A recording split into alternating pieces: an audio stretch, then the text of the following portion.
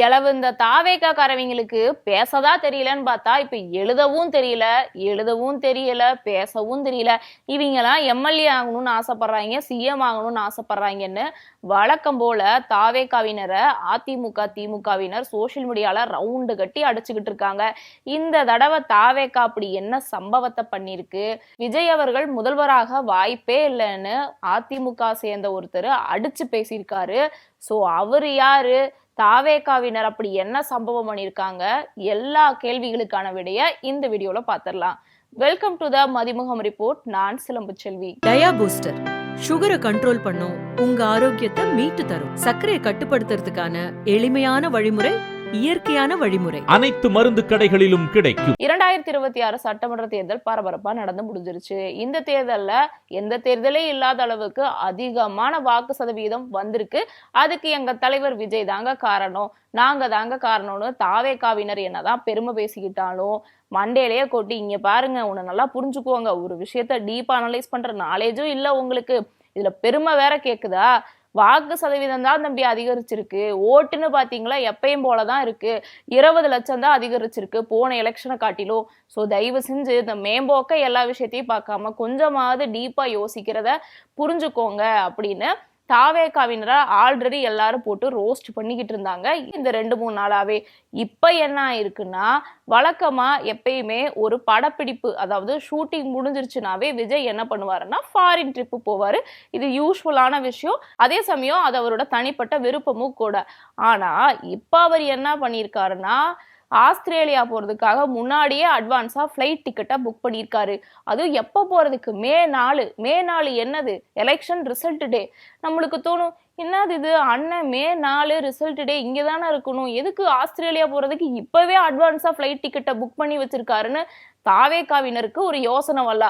இங்கதான் ஒரு சூட்சமே இருக்கு. அது என்னன்னா, ஒருவேளை மே 4 விஜய்க்கு ஆதரவா கொஞ்சமாவது பாசிட்டிவா ரிசல்ட் வந்துச்சுன்னா தமிழகத்திலே இருக்கிற மாதிரி பிளான் ஆமா, அப்படி இல்ல நெகட்டிவா விழுதுன்னா பேசாம ஊரை பக்கம், அதாவது ஆஸ்திரேலியா பக்கம் பெட்டியை கட்டிட்டு போயிடலான்னு முடிவு பண்ணிருக்காரு போல இருக்கு. சோ இந்த மாதிரியான செய்தி தான் இப்போ வெளியாயிருக்கு. ஆக மொத்தத்துல ஒரு எலெக்ஷன் தோல்வியை கூட ஏத்துக்க முடியாத விஜய் அவர்கள் உடனடியா அன்னைக்கு எலெக்ஷன் ரிசல்ட் டே அப்பயே ஆஸ்திரேலியா போறதுக்கு பிளான போட்டிருக்காரு. இவரை வேற நீங்க தமிழக சிஎம்மா கொண்டாடிக்கிட்டு இருக்கீங்கன்னு தாவேகாவினரை போட்டு எல்லாம் பொழந்து கட்டிட்டு இருக்காங்க. வேற என்ன இது மட்டும் இல்லாம தாவேகாவினர் பண்ணியிருக்காங்கன்னா, அதாவது ஆண்டாண்டு காலமா இந்த தமிழகத்தை ஆண்ட அரசியல் இருக்கக்கூடிய கட்சிகள் கூட இதெல்லாம் பண்ணியிருக்க மாட்டாங்கங்க. உண்மையா அதை பார்த்தா நம்மளுக்கே கடுப்பாகுது, அந்த அளவுக்கு பண்ணியிருக்காங்க. அது என்ன சம்பவம்னா, திருப்பூர் ஒரு தொகுதி இருக்குல்ல, அந்த தொகுதியில தாவேகாவினர் ஒரு போஸ்டர் ஒன்று ஒட்டியிருக்காங்க. அந்த போஸ்டர்ல அப்படி என்ன இருக்குன்னா, திருப்பூர் ஒரு தொகுதியில இருக்கக்கூடிய தாவேகா வேட்பாளரை எம்எல்ஏவா ஜெயிக்க வச்ச, அதாவது 30,000 ஓட்டு வித்தியாசத்துல ஜெயிக்க வச்ச திருப்பூர் ஒரு தொகுதி மக்களுக்கு மனமார்ந்த நன்றின்னு சொல்லி தாவேகா சார்பா ஒரு போஸ்டர் ஒட்டியிருக்கு. சரி, எம்எல்ஏ தான் ஜெயிச்சிட்டாருன்னு சொல்லிட்டு பார்த்தா வேற என்ன பண்ணிருக்காங்கன்னா, பெரம்பூர் தொகுதியிலையும் திருச்சி கிழக்கு தொகுதியிலையும் 70,000 ஓட்டு வித்தியாசத்துல எங்க அண்ணனை ஜெயிக்க வச்ச தமிழக மக்களுக்கு நன்றின்னு சொல்லி போஸ்டர் ஒன்னும் ஒட்டியிருக்காங்க. அதாவது இப்பதான் எலெக்ஷன் முடிஞ்சிருக்கு, இன்னும் ரிசல்ட் கூட வரல, வாக்க கூட எண்ணல, அதுக்குள்ள திருப்பூரூர் தொகுதியில இருக்கக்கூடிய தாவேகா வேட்பாளர் ஜெயிச்சிட்ட மாதிரியும் தாவேகா தலைவர் சிஎம் ஆகிட்ட மாதிரியும் அவரு போட்டியிட்ட தொகுதியில ஜெயிச்சிட்ட மாதிரியான போஸ்டரை தாவேகாவினர் ஒட்டியிருக்காங்க. சரி, போஸ்டரை ஒட்டுனாங்களே, இதுல பண்ண ஒரு பெரிய மிஸ்டேக் என்ன தெரியுமாங்க, இவங்கள திட்டுறதுல தப்பே இல்லைங்கிற மாதிரிதாங்க ஒரு சம்பவம் பண்ணியிருக்காங்க. அது என்னன்னா, அந்த போஸ்டர்ல முதல்வர் ஆக்கி அப்படிங்கிற வார்த்தையை போட்டிருக்காங்க. அதாவது முதல்வர் ஆகிங்கிற வார்த்தை வரும்ல, அந்த முதல்வர் ஆக்கிங்கிற வார்த்தை ஸ்பெல்லிங் மிஸ்டேக்கா இருக்கு. நீங்களே கூட்டி படிச்சு பாத்தீங்கன்னா தெரியும். ஸோ ஒரு சாதாரண தமிழ் வார்த்தை, அதாவது இந்த ஊர்லயே பிறந்து வளர்ந்து இந்த ஊர்லயே இருக்கக்கூடிய தொகுதியில போட்டியிடக்கூடியவங்க அதுக்கு போஸ்டர் வேற ஒட்டுறப்ப ஸ்பெல்லிங்கை கூடவா பார்க்க மாட்டாங்க. பெருமை பேசுறது, அட்வான்ஸா எங்க அண்ணன் சிஎம் ஆகணும்னு போஸ்டர் ஒட்டுறதெல்லாம் இருக்கட்டும், அந்த முதல்வர் ஆக்கி அதுக்கே ஸ்பெல்லிங் தெரியல, முதல்வர் யாக்கின்னு போட்டு வச்சிருக்கீங்க. சொல்லுங்க, நீங்க எல்லாம் எம்எல்ஏ கேண்டிடேட் ஆக போறீங்க, இதுக்கு முன்னாடியே போஸ்டர் வேற ஒட்டியிருக்கீங்கன்னு சொல்லி தாவேகாவினரை பயங்கரமா கலாச்சு தள்ளிக்கிட்டு இருக்காங்க. இவங்களுக்கு பேசவும் தெரியலன்னு பார்த்தா எழுதவும் தெரியலங்கிற டேக்லைனை போட்டு ரோஸ்ட் பண்ணிக்கிட்டு இருக்காங்க. வேற என்ன சம்பவம் தெரியுமா பண்ணியிருக்காங்க, இன்னொரு சம்பவம் இருக்கு. இதாவது பரவாயில்ல, இதுக்கும் மேலங்கிற மாதிரி போய் அமைச்சரவை, அதாவது யார் யார் சட்டமன்றத்துல யார் யாருக்கு என்னென்ன பதவி கிடைக்க போகுதுங்கிற லிஸ்டையே ரிலீஸ் பண்ணிருக்காங்க. அது என்ன லிஸ்ட் தெரியுமாங்க? இதோ பார்த்து சொல்றேன் பொறுங்க. அதாவது விஜய் அவர்கள் என்னன்னா உள்துறை மகளிர் நலன் மற்றும் குழந்தைகள் மேம்பாடு அமைச்சராமா, செங்கோட்டையன் நீர்வளத்துறை அமைச்சராமா, ஆதவர்ஜுனா செய்தி விளம்பர மற்றும் சுற்றுலாத்துறை அமைச்சராமா, என் ஆனந்த் அதான் புஷி ஆனந்த் அவரு போக்குவரத்து துறை அமைச்சராமா. சோ இவங்கெல்லாம் இந்த அமைச்சர் பதவி கொடுக்க போறோம்னு சொல்லி சிஎம்மாவும் ஜெயிச்சுட்டாங்க, அமைச்சர் பதவியும் ஒதுக்கிட்டாங்க. அதாவது காலங்காலமா அரசியல் பண்றவங்க கூட இந்த மாதிரி அலப்பறை பண்ண மாட்டாங்கங்க. புதுசா அரசியல குதிச்சா ஒரு எக்ஸைட்மெண்ட்ல ஒரு ஆர்வ கோளர்ல பண்ணுவாங்கல்ல, அந்த மாதிரிதான் இப்ப தாவேகாவினர் பண்ணிக்கிட்டு இருக்காங்க. இந்த அலப்பறை எல்லாம் சோசியல் மீடியால பாக்குற மத்த கட்சிக்காரவங்க ஐயோ இப்பதான்டா தெரியுது நாங்க உங்களை தற்கூரின்னு சொல்றதுல தப்பே இல்லைங்கிற மாதிரி மறுபடியும் இவங்க அதாவது தாவேகாவினரே மத்த கட்சியில இருக்கவங்களுக்கு தொடர்ந்து கண்டென்ட் கொடுத்துக்கிட்டு இருக்காங்க. சோ தாவேகாவினர் தொடர்ந்து இந்த மாதிரி ஒரு முதிர்ச்சியற்ற ஒரு மெச்சூரிட்டியே இல்லாத செயல்ல தொடர்ந்து ஈடுபடுறனாலதான் அந்த கட்சியை சேர்ந்தவங்கள தற்கூரின்னு திட்டுறாங்கன்னு பலரும் விமர்சனம் பண்ணிட்டு வந்துட்டு இருக்காங்க. சரி, இதெல்லாம் ஒரு பக்கம் இருக்குதுன்னு சொல்லிட்டு பார்த்தா, அதாவது எலெக்ஷன்ல அதிகமான வாக்கு பதிஞ்சதுக்கு விஜய் அண்ணா தான் காரணம்னு தாவேகாவினர் தான் உட்காந்து இப்பெல்லாம் பேசிக்கிட்டு சுத்துறாங்கன்னு பார்த்தா, விஜயே அது ஒரு போஸ்டா போட்டிருக்காருங்க எக்ஸ்ல. சோ இதுவும் இப்போ ஒரு பெரிய பேசுபொருளா இருக்கு.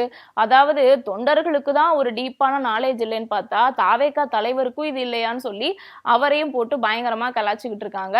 குறிப்பா வேற என்ன நடந்திருக்குன்னா, அதாவது வழக்கமாவே ஒரு எலெக்ஷன் முடிஞ்சதுமே அரசியல் தலைவர்கள் எல்லாருமே என்ன பண்ணுவாங்கன்னா கொஞ்சம் ரிலாக்ஸ் பண்ணிக்கிறதுக்காக ஃபாரின் போறது வழக்கம். அந்த மாதிரி உதயநிதி ஸ்டாலின் அவர்களும் இப்போ துபாய் போயிருக்காரு ஃபேமிலியா. அதே மாதிரி மு.க. ஸ்டாலின் அவர்களும் கொடைக்கானலுக்கு டூர் போயிருக்காரு. ஸோ இது எல்லாருமே பண்ணக்கூடிய விஷயம்தான். ஆனா நம்ம விஜய் அண்ணன் அப்படி என்னத்தை தான் பண்ணிட்டாருன்னு தெரியல. பரப்புரைக்கும் போல கிடைச்ச தொகுதிகள்லையும் போய் பரப்புரை பண்ணல, எல்லா இடத்துலயும் கேன்சல் கேன்சல் கேன்சல்னு சொல்லி பெரம்பூர்லயும் கேன்சலு, திருச்சி கிழக்குலயும் கேன்சலு. அதாவது மற்றவங்களுக்குலாம் அனுமதி கிடைக்காம அவ்வளோ தவங்கிடந்தாங்க பரப்புரை பண்றதுக்கு. ஆனா இவருக்கு பரப்புரை பண்றதுக்கு அனுமதி கொடுத்துமே போகாம வீட்டுல உட்காந்துட்டு தூங்கிட்டு சும்மா ரோட் ஷோ மட்டும் போயிட்டு ஹாய் பாய்ன்னு சொல்லி காமிச்சிட்டு இப்போ டூர் போறதுக்கு பிளான் போட்டிருக்காரு. அதுவும் மே 4ஆம் தேதி. சோ எலெக்ஷன் ரிசல்ட் அப்போ விஜய் அவர்கள் ஆஸ்திரேலியா போறது இப்ப பெரிய பேசுபொருளா இருக்கு. அதாவது எலெக்ஷன் ரிசல்ட்டுங்கிறது ரொம்ப ஒரு முக்கியமான விஷயம். ஏன்னா அப்பதான் நம்ம கரெக்டா நம்ம பரப்புரையில வேலை பார்த்திருக்கோமா, அது ரிஃப்ளெக்ட் ஆயிருக்கா, நம்ம கட்சி தொண்டர்கள் எல்லாமே கரெக்டா ஒரு அரசியல் புரிதலோட இருக்காங்களா, மக்களை அரசியல் படுத்தியிருக்காங்களா, நம்ம கரெக்டான நம்ம சொன்ன வாக்குறுதி எல்லாத்தையும் கொண்டு சேர்த்திருக்காங்களாங்கிற எல்லா ரிசல்ட்டும் அந்த டேல தான் நம்மளுக்கு தெரிய வரும். ஸோ நம்ம எவ்வளோ களத்துல வேலை பார்த்துருக்கோமோ அதுக்கான ரிசல்ட் தான் கண்டிப்பா ரிஃப்ளெக்ட் ஆகும் எலெக்ஷன் ரிசல்ட் அப்போ. அந்த ஒரு முக்கியமான நாள்ல கூட விஜய் அவர்கள் ஃபாரின் போறதா திட்டமிட்டு இருக்கிறது இப்ப பெரிய சர்ச்சையா இருக்கு. ஸோ எலெக்ஷன் ரிசல்ட் டேன்னு கூட பார்க்காம இப்பவே ஃபாரின் போறதுக்கு பிளான் பண்றது எந்த விதத்துல நியாயம்னு தெரியல. ஆல்ரெடி எலெக்ஷன்ல ஜெயிக்கிறதுக்கு முன்னாடியே இந்த ட்ரெஸ் கோடு, இந்த காக்கி பேண்ட் ஒயிட் ஷர்ட் எல்லாம் போட்டு அவங்களோட ஃபேன்ஸ் சாரி தொண்டர்கள் எல்லாம் என்ன பண்ணிட்டு இருந்தாங்க, எலெக்ஷன் அப்போ ஓட்டு போட்டுட்டு இருந்தாங்க. இதெல்லாம் தேர்தல் விதிக்குள்ள வருமா என்னன்னு வேற தெரியல, இவங்க எந்த தைரியத்துல பண்ணாங்கன்னு வேற தெரியல. ஸோ அந்த மாதிரி ட்ரெஸ் கோடெல்லாம் போட்டு அவங்களோட தொண்டர்கள் ஒரு பக்கம் அலப்பறை பண்ணிட்டு இருந்தா, தலைவர் இந்த மாதிரி எக்ஸில் போயிட்டு ஒரு டீப்பான ஒரு விஷயத்த அனலைஸ் பண்ணாம மேலோட்டமா வாக்கு சதவீதம் உயர்ந்ததுக்கு நாங்க தான் காரணம்னு சொல்லி போஸ்ட் போடுறதும், ஆஸ்திரேலியாவுக்கு இப்பயே பிளான் பண்றதும், அவரோட தொண்டர்கள் போஸ்டர் ஒட்டுறத கவனிக்காம இருக்கிறதும், ஒற்ற போஸ்டர்ல ஸ்பெல்லிங் மிஸ்டேக் இருக்கு அதை நோட் பண்ணாம இருக்கிறதுன்னு தாவேகாவை சுத்தி சுத்தி நம்மளுக்கு எப்பயுமே கண்டென்ட்டுக்கே பஞ்சம் இல்லைங்கிற மாதிரி அதிமுகவினருக்கும் திமுகவினருக்கும் தொடர்ந்து கண்டென்ட் கொடுத்துட்டு இருக்காங்க இந்த தாவேகாவும் தாவேகா தலைவரும். சோ நீங்க சொல்லுங்க, இன்னும் முதல்வர் யாருன்னே தெரியல, வாக்கு கூட என்னல, அதுக்குள்ள இந்த தாவேகாவினர் போடுற ஆட்டம் இருக்கே, இத பத்தி என்ன நினைக்கிறீங்கன்னு மறக்காம உங்க ஒப்பீனியனை கமெண்ட்ல சொல்லுங்க.